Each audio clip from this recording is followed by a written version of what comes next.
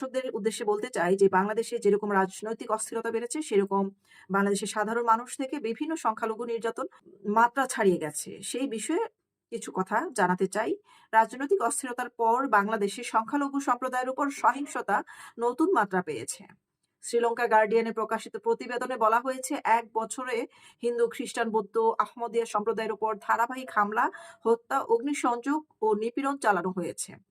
৭ই ডিসেম্বর ২০২৫ তারিখে রংপুরের তারাগঞ্জে মুক্তিযোদ্ধা যোগেশ চন্দ্র রায় ৭৫ বছর ও তার স্ত্রী সুবর্ণা রায় ৬০ বছর বয়সের মরদেহ উদ্ধার করেছে পুলিশ। আমরা এখানে মুক্তিযুদ্ধ এবং হিন্দু পরিবার দুটোকেই সংশ্লিষ্ট করে দেখব। কারণ তাদের কাছে মুক্তিযোদ্ধারও একটি সবচেয়ে বড় ঘৃণার নাম এবং হিন্দু সনাতন হলে তো কথাই নেই। তাদেরকে টার্গেট সবার ১ম এ করা হয়। এর আগে ৫ই ডিসেম্বর ফরিদপুরে মাছ ব্যবসায়ী উত্তম সরকারকে হত্যা করা হয়। ২ ডিসেম্বর নারায়ণগঞ্জের ব্যবসায়ী প্রান্তোষ কর্মকারকে হত্যা করা হয় গুলি করে। আগস্টে মুন্সিগঞ্জের সাংবাদিক বিভু রঞ্জন মানে যেই আগস্টে সরকার অবৈধ ক্ষমতা দখল করে সেই আগস্ট মাসেই সাংবাদিক বিভু রঞ্জন সরকারকে হত্যা করা হয়। এই ধরনের ধারাবাহিক হত্যাকাণ্ড সংখ্যালঘুদের নিরাপত্তাহীনতাকে আরো প্রকট করছে। প্রতিবেদনটিতে বলা হয়েছে যে সংখ্যালঘুদের ধর্মীয় স্থানে হামলা বেড়েছে। অহরহই আমরা হামলার দৃশ্য দেখতে পাই, ভিডিও ফুটেজ এবং ভাঙচুর, প্রতিমা ভাঙচুর এবং লুটপাট। নভেম্বরে অক্টোবর মাসে ঢাকার একটি গির্জায় ককটেল নিক্ষেপ করা হয় এবং ভয়ঙ্কর হামলা করা হয়। রাজশাহীতে সুফি মাজারে ভাঙচুর, চৌদ্দগ্রামে বৌদ্ধ মন্দিরে ডাকাতি এবং রাজবাড়ীতে আহমদিয়া জামাতের নামাজ কেন্দ্রে হামলার ঘটনা ঘটে। এইসব হামলা শুধু ধর্মীয় স্বাধীনতাকেই নয় বরং সামাজিক সম্প্রীতিকেও হুমকির মুখে ফেলে দিয়েছে।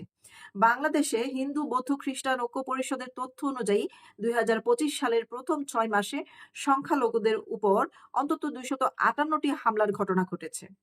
এর মধ্যে ২৭টি হত্যাকাণ্ড, ২০টি নারী নির্যাতন, ৫৯টি ধর্মীয় স্থানে হামলা হয়, ২৭টি বাড়িঘর, ব্যবসা প্রতিষ্ঠানে অগ্নিসংযোগ ও লুটপাট করা হয়, ১২টি জমি দখল এবং ১৬টি ধর্মীয় আচার অনুষ্ঠানে হামলা করা হয়। ২০২৪ সালের আগস্ট থেকে ডিসেম্বর পর্যন্ত ২,১৮৪ হামলার ঘটনা নথিভুক্ত হয়। অর্থাৎ রাজনৈতিক পরিবর্তনের পর সহিংসতা আরো যেন বেড়ে গেছে। প্রতিবেদনে বলা হয়েছে শুধু মানুষ নয়, সাংস্কৃতিক ঐতিহ্য ও আক্রমণের শিকার হচ্ছে। ২০২৫ সালে জুলাইয়ের ময়মনসিংহে সত্যজিৎ রায়ের পারিবারিক ভিটা ভেঙে ফেলা হয়। জুনে সিরাজগঞ্জে রবীন্দ্রনাথ ঠাকুরের কাচারি বাড়ি ভাঙচুর করা হয়। এইসব ঘটনা বাংলাদেশের সাংস্কৃতিক যে বহুত্ববাদকে আঘাত করছে। এবং জামায়াত ইসলাম ও অন্যান্য উগ্রবাদী যে দলগুলো আছে তারা সংখ্যালঘুদের বিরুদ্ধে প্রকাশ্যে বক্তব্য দিচ্ছে তাদেরকে দেশ ছেড়ে পালাতে হবে, তাদেরকে এই দেশে রাখা যাবে না, এই দেশে থাকা যাবে না, তাদেরকে হত্যা করা হবে, গণহত্যা করা হবে। চিন্ময় কৃষ্ণ দাসকেও আপনারা দেখেছেন মিথ্যা মামলায় দরকারে তাদের একজন লোককেও তারা খুন করে ফেলেছে জঘন্যভাবে যেন তাকে চিন্ময় কৃষ্ণ দাসকে জেলে বন্দি রেখে তাকে নির্যাতন করে মেরে ফেলতে পারে। তো আহমদিয়াদের অমুসলিম ঘোষণা করা দরকার সেই দাবিও উঠেছে অথচ তারা কিন্তু মুসলিম। নতুন ব্যাংক নোটে হিন্দুদের স্থাপনার ছবি কেন সেটা নিয়েও অনেক তোলপাড় হয়েছে। একই সাথে জঙ্গি সংগঠন Jamaatul Mujahideen Bangladesh, JMB, Ansarul Bangla team, ABT ও হিজবুত তাহরীর নতুন করে প্রশিক্ষণ শিবিরও চালু করেছে। এতে সংখ্যালঘুদের নিরাপত্তা আরো ঝুঁকির মুখে পড়েছে। লেখক সঞ্চিতা ভট্টাচার্যের মতে সংখ্যালঘুদের উপর সহিংসতা শুধুমাত্র রাজনৈতিক অস্থিরতার ফল নয়, বরং রাষ্ট্রের দায়মুক্তি ও দুর্বল আইন প্রয়োগের কারণেও এটি আরো বেড়েছে।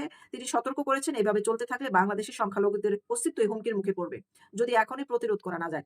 এর পাশে আরেকটু যদি যুক্ত করি, আপনারা দেখেছেন অসহায় প্রাণী, অবলা প্রাণী গরুর জিভ কেটে নিয়েছে, কোথাও তার পা কেটে নিয়েছে, কোথাও গরু বাড়ি থেকে এসে ডাকাতি করে বাচ্চা পেটে সহ তুলে নেওয়া হয়েছে। তারপর রাস্তায় গিয়ে প্রসব না করা অবস্থায়ও জবাই করে পেট থেকে বাচ্চা বের করে সেই গরুর মাংস তারা ভক্ষণ করেছে। এবং মাজারে হামলা করে গরু, ছাগল, বাছুর যা পেয়েছে সবকিছু গাড়িতে করে তুলে নিয়ে গেছে। এরকম বাউল শিল্পীদের উপরে আঘাত করেছে, জেলে নিয়েছে। আরেকজন সুফিজম যাকে কবর থেকে তুলে একবার ২ বছর পূর্বে তাকে আঘাত করা হয়েছিল। ২ বছর পরে মৃত্যুর পরে তার লাশ তুলে আগুনে পুড়িয়ে দেয়া হয়। ছোট, ছোট শিশু বাচ্চারা তাদের লাশ পাওয়া যাচ্ছে হাত পা বাঁধা বিভৎস অবস্থায় তাদের মায়ের বুক খালি করে তাদেরকে পৃথিবী থেকে চিরবিদায় করে দেওয়া হয়েছে। ছোট, ছোট ছেলে বা বাবু বাচ্চাগুলোকে নিয়ে তুলে নিয়ে কিডন্যাপ করা হচ্ছে। তারপর লাশ ফেলে দেওয়া হচ্ছে। পিতাকে না পেলে, মাতাকে না পেলে বা পরিবারের কেউ আওয়ামী লীগে সংযুক্ত থাকলে সেই পরিবারের সন্তানদের উপরে নির্যাতন, তাদেরকে হাতকড়া পরিয়ে থানায় নিয়ে যাওয়া।